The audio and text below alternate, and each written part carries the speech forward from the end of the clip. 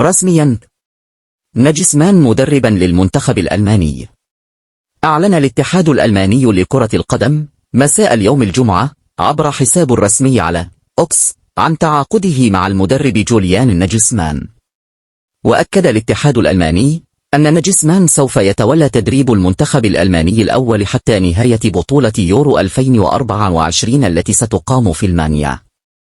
وكان الاتحاد الألماني قد أعلن في وقت سابق إقالة المدرب هانز فليك من منصبه كمدرب للمنتخب بسبب سوء النتائج. يذكر أن ناجسمان كان قد أقيل من تدريب بايرن ميونخ في مارس الماضي. أبو خلال يغيب عن الملاعب لعدة أشهر.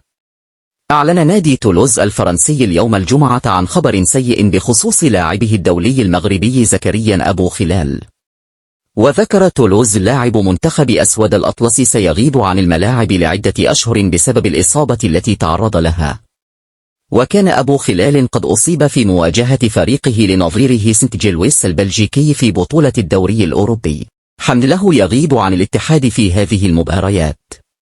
يفتقد فريق الاتحاد بقيادة المدرب نونو سانتو جهود المهاجم المغربي عبد الرزاق حمدالي في 5 مباريات للعميد بعد تعرضه لإصابة قوية مؤخرا.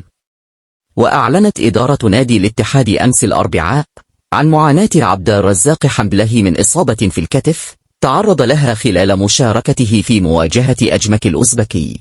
وشارك حمدالي في فوز الاتحاد على أجمك بثلاثية نظيفة في الجولات دور المجموعات من بطولة دوري أبطال آسيا. وأكدت التقارير الصحفية السعودية أن حمدال سيغيب عن المشاركة مع الاتحاد لمدة 3 أسابيع على خلفية إصابته في الكتف. وسيغيب حمله عن الاتحاد أمام كلا من الفتح والخلود والفيحاء وسبهان والأهلي.